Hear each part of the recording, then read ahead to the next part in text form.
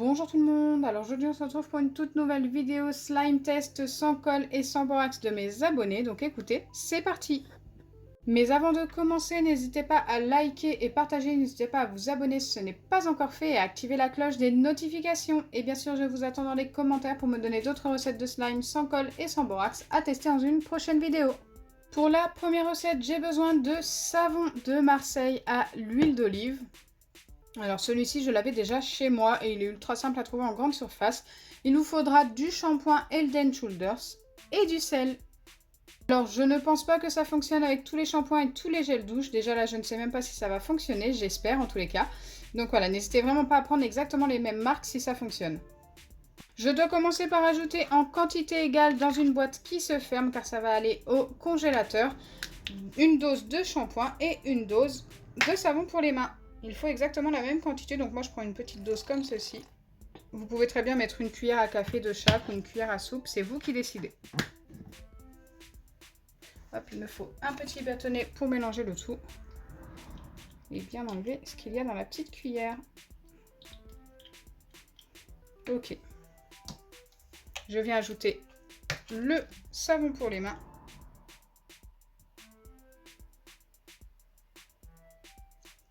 Alors j'ai du savon de Marseille, mais c'est le petit Marseillais, exactement. De toute façon, vous l'avez vu. Je peux vous le remontrer assez rapidement, c'est celui-ci. Une fois que c'est fait, je dois bien mélanger les deux ingrédients. Donc pour l'instant, on n'a pas de slime, rien d'exceptionnel. Et ensuite, je dois ajouter du sel jusqu'à ce que ce soit un peu plus épais. Donc on va y aller petit à petit et essayer d'épaissir le tout.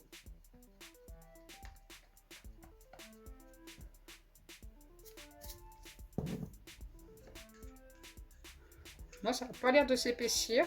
C'est même plutôt très liquide. Écoutez, on verra. On continue.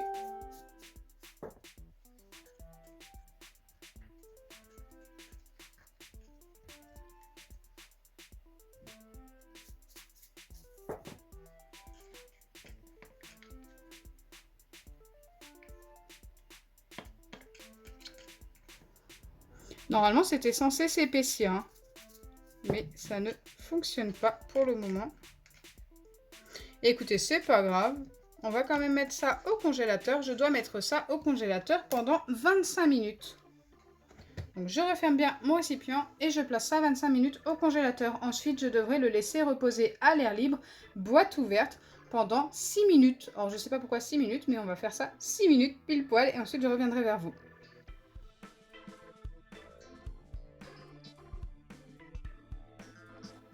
Donc me revoilà après le temps de pause de 25 minutes au congélateur et 6 minutes sur le plan de travail. Et là, nous allons pouvoir vérifier si ça nous a bien formé du slime. Mais écoutez, c'était très liquide quand même. Donc j'ai du mal à y croire, mais sait-on jamais. Aïe, non, c'est resté quand même très liquide, même si ça s'est un petit peu épaissi. Je dois l'avouer.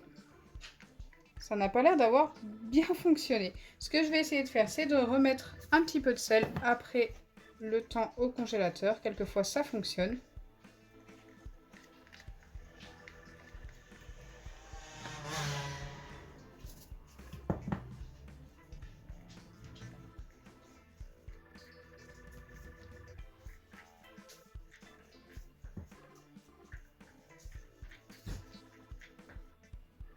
Ça a l'air de s'épaissir un petit peu.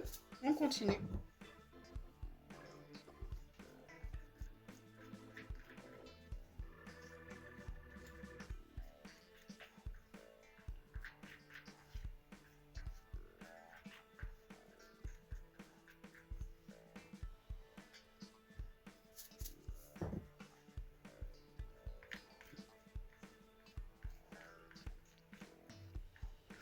Donc écoutez, j'en ai ajouté pas mal, ça s'est encore un peu plus épaissi, mais ça n'a pas fonctionné, ça reste quand même trop liquide pour être un baril slime. Donc la recette n'a pas fonctionné, mais je pense qu'on est vraiment pas loin d'un bon résultat. Dites-moi dans les commentaires ce que vous auriez fait pour arranger la recette. Mais là, c'est un fail, je ne peux pas accepter. Donc maintenant, je vais tester la deuxième recette avec de la pâte à modeler Foam et de la maïzena. Seulement, il nous faut ces 2 ingrédients. Donc c'est parti, je dois commencer par prendre de la pâte à modeler Foam. Ça. Hop, je vais prendre le reste, je pense. Il en reste environ la moitié de ma boîte.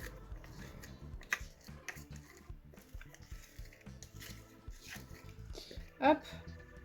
On en a également dans le couvercle que je viens récupérer au maximum. Alors c'est très collant. Donc c'est la pâte à modeler Foam de chez Action et c'est celle-ci. Il existe également d'autres pâtes à modeler comme celle-ci avec les billes de polystyrène toutes blanches. Écoutez, j'aime beaucoup les deux. Et je dois ajouter de la maïzena jusqu'à l'obtention d'un slime crunchy et en même temps comme en butter. Je ne sais pas du tout si ça va fonctionner. Je pense que ça va quand même pas mal durcir en tous les cas. Voilà, j'ai du mal à penser que ça va être sympa. Je viens mettre ça directement sur mon plan de travail. Et j'en mets petit à petit sur ma pâte à modeler. Et bien sûr, je viens travailler.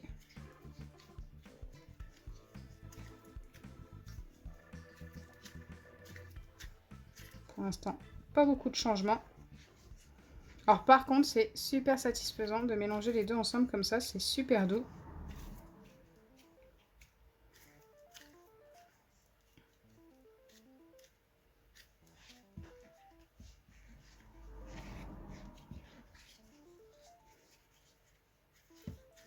Donc recette ultra simple à réaliser au final.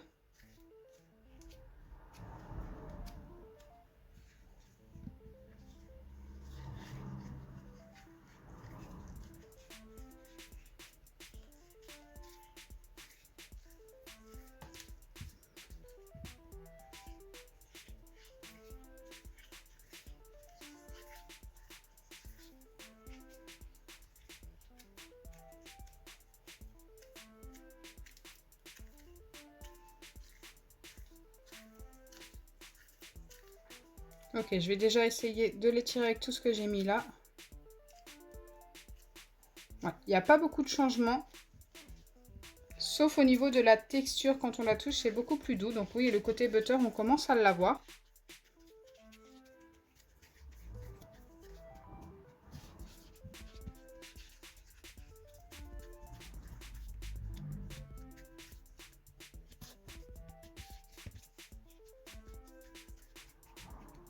Oui, la texture a quand même pas mal changé.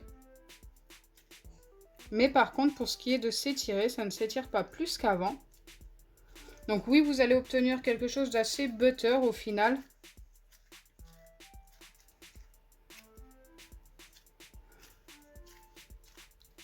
Mais par contre, ça ne va pas s'étirer plus. Donc, je vais valider parce que c'est quand même un slime, mais avec seulement un 5 sur 10.